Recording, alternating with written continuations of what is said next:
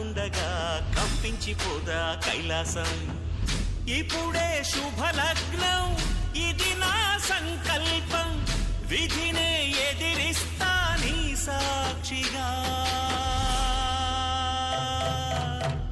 అళగర్ పెరుమాళు అందాల చెల్లెలా మిలమిలలాడే మీనాక్షి, నా కంటి పాపని కాసుకో చల్లగా, తెల తెలవారని ఈ రాత్రి.